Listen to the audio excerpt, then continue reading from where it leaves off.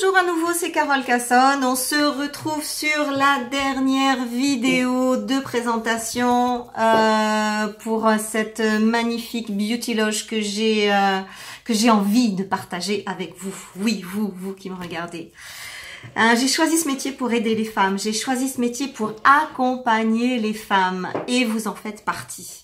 Donc aujourd'hui, j'ai envie de répondre à une notion fondamentale, une question fondamentale qu'on me pose tellement souvent, c'est « Oui, mais c'est super tout ça, Carole, mais j'ai pas le temps. » Ok, moi non plus, j'ai pas le temps. En fait, non, ce que j'ai envie de dire, c'est « J'ai le même temps que vous », c'est-à-dire 24 heures. Tout le monde a 24 heures dans la journée. 24 heures pour faire tout ce qui nous incombe en tâches, en responsabilité, en implication, 24 heures. Quand on regarde bien dans votre journée actuelle, sur les 24 heures que vous vivez votre vie, combien de temps consacrez-vous aux soins de vous-même, à l'attention pour vous, à la douceur pour vous, à la tendresse pour vous. Alors je parle pas de maquillage, je parle pas de coiffage, je parle pas de la douche, je parle pas du temps que vous mettez à vous habiller. Tout ça, c'est pas pour vous. Tout ça, c'est pour les autres. Tout ça, c'est le masque social auquel on est tous confrontés et on est tous dans l'obligation de le présenter à partir du moment où on sort de chez nous. Donc là, on n'est pas dans le soin. Là, on est dans l'obligation sociale.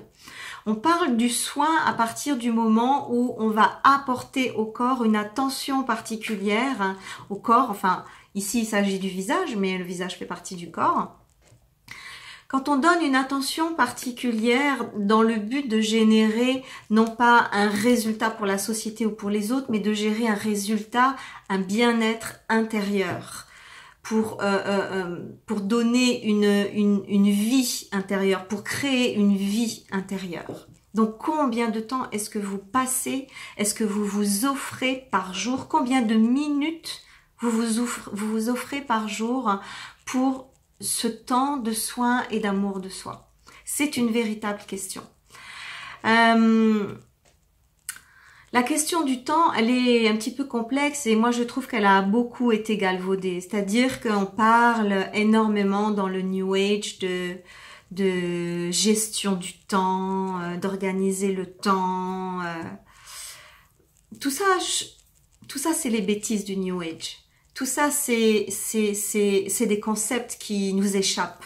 On gère pas le temps, on gère rien du tout dans le temps. La seule chose qu'on peut gérer, ce sont nos activités, ce sont nos tâches. Et nos tâches relèvent de nos décisions. Je décide de faire ça ce matin, je décide de faire ça dans la journée, je décide de faire ça ce soir, je décide de me lever pour aller travailler ou je décide de rester couché et de ne pas aller travailler. Tout est décision. Il ne s'agit pas de gestion. Je décide, tout simplement. Et concernant le soin du corps, le soin du visage, on est encore et toujours dans la décision.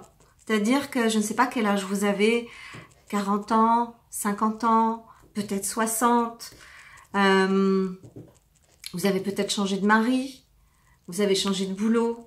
Vous avez changé de voiture, vous avez changé de métier, de couleur de cheveux, de ville, de pays, d'amis, mais vous n'avez pas changé de corps. Voilà la seule chose qui vous suit et qui restera avec vous toute votre vie. Le corps, c'est le compagnon de la vie. C'est véritablement la chose dans laquelle on devrait en fait investir le plus. Parce qu'en réalité, c'est notre seule et véritable propriété. Et je connais des gens qui investissent beaucoup dans leur maison, qui investissent dans leur voiture, qui passent un temps fou à briquer leur maison, mais pas une seule seconde à s'occuper d'elle. Et ça, je trouve ça véritablement dommage. Alors, voilà, moi j'ai vraiment envie de vous poser cette question. Qu'est-ce que vous avez envie de faire qu'est-ce que vous avez envie de faire de votre temps? Comment voulez-vous employer votre temps?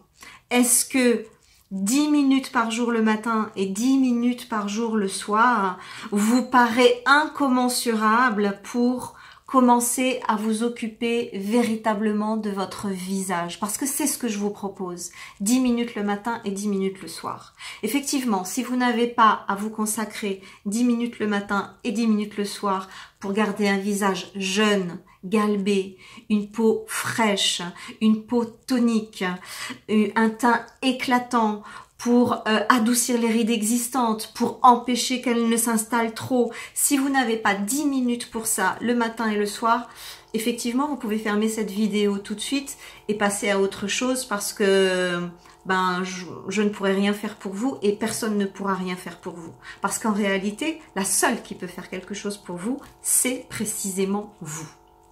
Alors, bien sûr que là, il est question d'autodiscipline. Alors, l'autodiscipline, c'est un mot, moi, qui m'a fait tellement peur, la discipline, oh là là, c'est un truc, c'est effrayant, on a l'impression vraiment qu'on est alarmé et que la vie est un calvaire. Ben, en fait, à bien y réfléchir, j'ai réévalué cette notion-là sous un autre angle de vue. Et en fait, l'autodiscipline, ça n'est rien d'autre que être disciple de soi-même. Disciple de sa beauté, disciple de sa santé, disciple de son bien-être. Qui sera disciple de vous-même? Si ce n'est vous-même. À moins que vous ayez des talents de gourou, la mouche laisse-moi tranquille. À moins que vous ayez des talents de gourou, vous n'aurez aucun disciple qui servira votre bien-être et votre beauté et votre santé 24 heures sur 24 et au quotidien. Donc, cette notion de discipline, elle est fondamentale. Et elle fait appel à quoi? Elle fait appel à la force de la volonté. Qu'est-ce que c'est la force de la volonté? C'est la capacité de poser des actions. Et en fait, nous sommes véritablement dans une époque où nous avons besoin de cette discipline, nous avons besoin de cette autodiscipline. Pourquoi? Parce que plus le monde avance et plus la société nous propose du divertissement. Et plus on a besoin d'autodiscipline et plus la société nous donne de divertissement. Qu'est-ce que c'est le divertissement? Ben, c'est justement le contraire de la volonté. C'est lâcher prise totalement, se laisser porter, se laisser guider, se laisser faire, suivre le mouvement d'une émission, d'un jeu, d'un film, d'une soirée. On se divertit. Et quand on se divertit, on n'est justement pas dans la rectitude de l'objectif. Alors, je dis pas qu'il faut pas se divertir. C'est pas du tout ce que je suis en train de dire. Je dis que sans discipline, on va nulle part et que précisément on se laisse porter un petit peu comme une feuille au vent et ma foi on arrivera là où on arrivera et puis dans ces cas-là vaut mieux compter sur la chance parce qu'on ne sait pas vraiment ce que ça va donner. Donc quand on revient à cette notion de discipline, c'est vrai qu'à l'intérieur de nous il y a deux grands mouvements contraires. Le yin, le yang, l'ombre, la lumière, le chaud, le froid, le haut, le bas. Chez nous, il y a deux grands mouvements. Il y a cette partie de nous lumineuse, divine, qui veut aller dans cette autodiscipline et qui veut atteindre ses objectifs et qui vise haut et qui aimerait tellement de choses.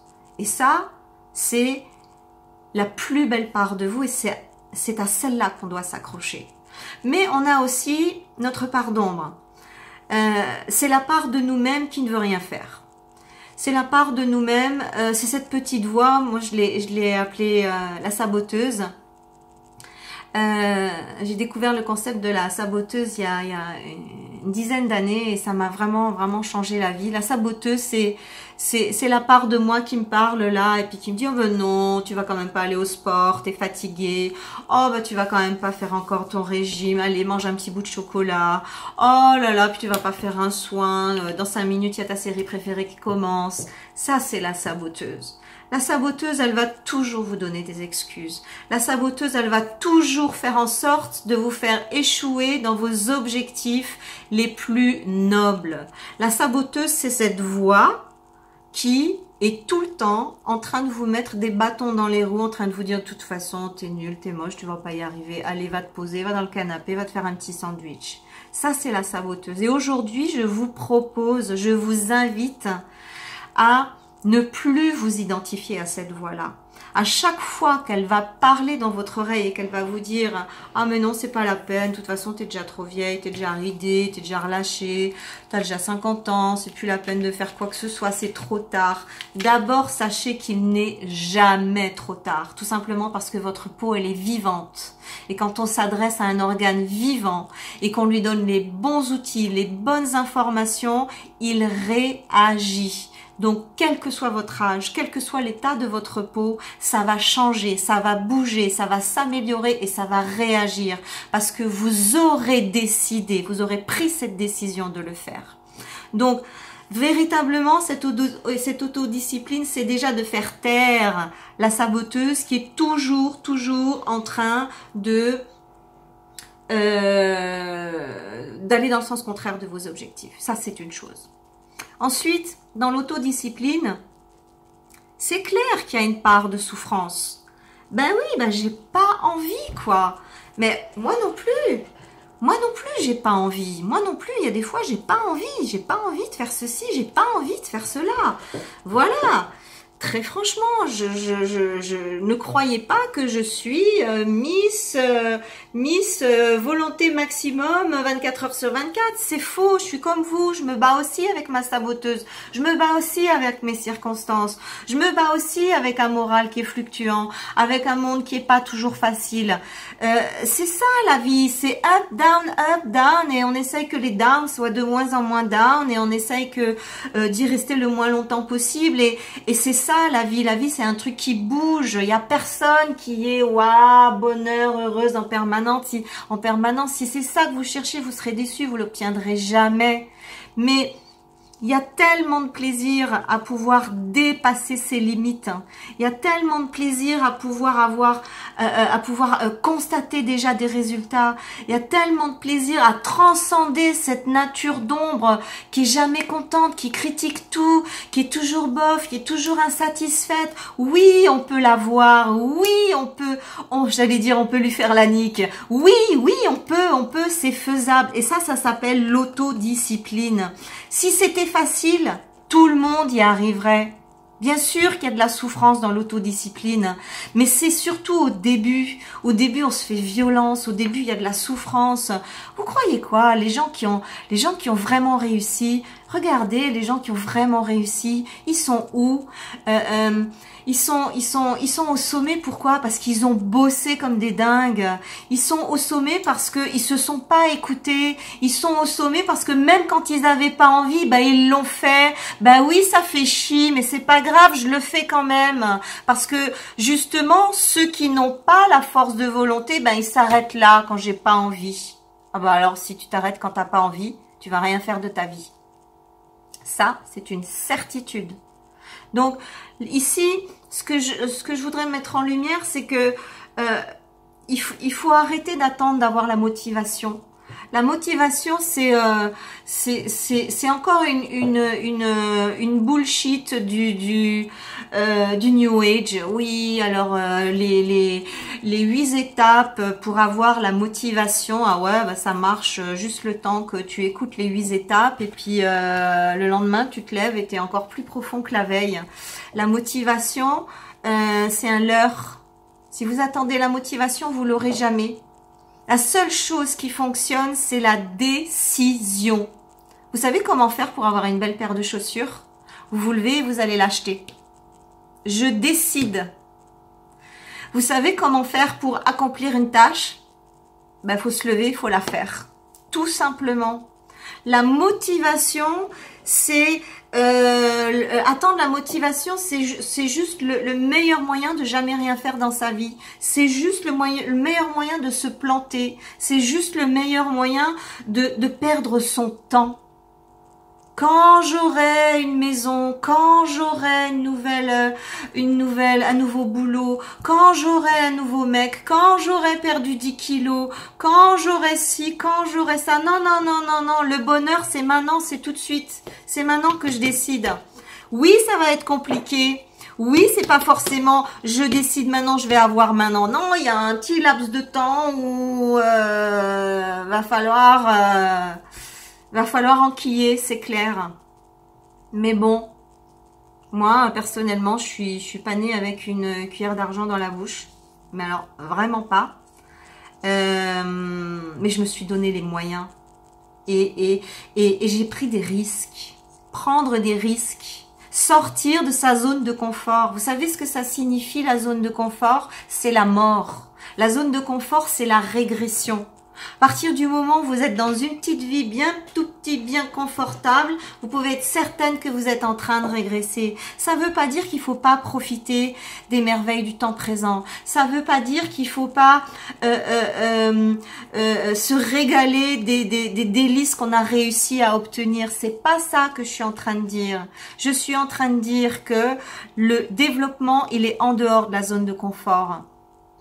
Je suis en train de dire que les nouveaux apprentissages, ils sont en dehors de la zone de confort, en dehors de la boîte. Sortez de la boîte, c'est là qu'il y a les solutions, c'est là qu'il y a le développement, c'est là qu'on grandit. Personnellement, moi, j'ai toujours évolué dans les périodes de ma vie les plus pénibles. Ouais, c'est triste à dire, mais je suis pas assez évoluée pour avoir fait autrement pour le moment. Donc ben voilà, c'est comme ça. C'est que quand je me suis un petit peu fouettée, que quand je me suis un petit peu secouée, marmonnée, c'est quand j'ai fait ressortir le parent en moi qui engueulait la petite fille, parce que comme tout le monde, j'ai tendance à faire un peu ma victime, j'ai tendance à faire de l'auto-apitoiement. Ah là là, ah là là, ah là là. Ma grand-mère qui m'a élevée disait la lagna. La lagna, vous savez en italien ça veut dire celle qui se plaint tout le temps. J'étais comme ça et j'ai encore tendance à l'être si je me surveille pas. Donc je sais qu'en moi il y a aussi l'adulte. Il y a aussi en moi la femme mature, qui a cette maturité, cette compréhension du monde, qui a cette responsabilité. Et très souvent, je m'engueule. Oui, oui. Parfois, je déconne vraiment sur des points. Et puis, au bout d'un moment, je me dis, mais non, mais là, ça suffit, Carole. Et je m'engueule à haute voix. Je me parle. Maintenant, tu arrêtes ça et tu ne fais plus ça. Maintenant, tu prends cette décision. Ben, je vous garantis que quand je fais ça, je file droit. Hein. Ben oui, parce que il y a véritablement en nous plusieurs parts. C'est très difficile à comprendre. L'être humain est un être casse-tête, est un être multiple, est un être tellement complexe, tellement merveilleux, tellement inexplicable. Je sais pas pourquoi il y a toutes ces parties en nous et comment ça fonctionne, mais en tout cas, voilà, en tout cas, ce que je peux dire, c'est qu'à partir du moment où vous prendrez la décision, eh bien, vous allez apporter de la valeur à votre vie de femme. Vous allez apporter de la valeur à votre féminité. Au lieu de faire tout un tas de petits détails toute la journée qui déshonore votre féminité, qui flétrissent votre féminité. À travers le cours que je vous propose, Biotiloge 1, éclat et jeunesse du visage, pendant 4 heures, vous allez avoir des outils, une vision. Je vais vous armer pour vivre votre féminité autrement sur la question déjà du visage. Et déjà là, ça va vraiment changer la donne. Alors c'est sûr que si vous commencez tard, ben il va pas y avoir une restitution complète, mais il va y avoir des changements. C'est certain que si je me fais à faire la biotiloge visage à 60 ans, ben ça sera de toute façon pas pareil que si je commence à 20 ans. Si je commence à 20 ans, si je commence tôt, je vais être dans la préservation maximum. Et je vais garder mon visage galbé. Et je vais garder une peau éclatante. Et je vais faire en sorte que à chaque âge, à chaque tranche d'âge que je vais traverser, qu'à chaque tranche d'âge que je vais traverser, eh bien je vais avoir la jeunesse de mon âge. J'ai 50 ans. Et je suis je me sens radieuse, je me sens à la fleur de l'âge et en même temps, je vais vous dire un truc incroyable, mesdames, j'ai l'impression d'avoir la vie devant moi alors que j'ai 50 ans. C'est juste fabuleux, merci mon Dieu, merci parce que ben voilà, toutes ces techniques de prendre soin de soi, ça va beaucoup plus loin. On est, la dimension du soin. J'ai écouté une conférence passionnante sur la dimension du soin il y a quelques semaines. Et en fait, les plus grands spécialistes de la question, c'était tous des médecins, hein, et des médecins traditionnels. Hein, il n'y avait absolument pas d'alternative. Mais j'ai été très surprise du discours de ces médecins qui disaient « Aujourd'hui, la dimension du soin de soi a pris, c'est surdimensionné et c'est élargi pour faire place à quelque chose qui ressemble à la réponse à donner face aux dégâts du temps. La notion du soin de soi est devenue comme une réponse à l'urgence des dégâts de la société et à l'urgence des dégâts que le temps inflige. Parce que, ben voilà, aujourd'hui, il y a un constat au niveau médical. Le stress dévore le monde. Et la plupart des maladies sont liées au stress, à la malbouffe, au j'ai pas le temps, au je sacrifie ma vie à un boulot qui en a rien à carrer de moi. Je sacrifie ma vie parfois à des gens qui en ont rien à carrer de moi. Donc, voilà, cette décision, elle est super importante parce que ce soin, il devient créateur de vie. Il devient créateur d'une vie intérieure. Il devient créateur d'une culture de soi. Il devient créateur d'un amour et d'une tendresse pour soi. Et ça, c'est véritablement précieux. Quand on dit je m'aime, ok, je m'aime, ça veut dire quoi, je m'aime? Là, la question du soin, elle devient concrète. Elle devient tangible et elle s'inscrit même dans un espace spatio-temporel, c'est-à-dire ben, je fais du soin quand je suis dans la salle de bain, je fais du soin quand je suis couchée dans mon lit, je fais du soin quand je suis couchée dans mon canapé. Voilà, moi j'ai vraiment envie de vous sensibiliser là-dessus, de lancer une réflexion. Qu'est-ce qui est important pour vous? C'est ça aujourd'hui la véritable question. La véritable question, c'est qu'est-ce que je veux? Qu'est-ce que je veux et de quoi j'ai besoin? Et en fait, notre vie est réduite à nos décisions. Là où vous en êtes aujourd'hui, c'est le fruit de vos décisions. Bonne ou mauvaise, on s'en fout, c'est le fruit de vos décisions. La vie n'est qu'une succession de décisions. Le déroulement de notre destinée n'est qu'une succession de décisions. Alors, quelle décision allez-vous prendre aujourd'hui? Si ce n'est pas vous qui prenez soin de vous, ça sera qui? Et si ça n'est pas maintenant, ça sera quand?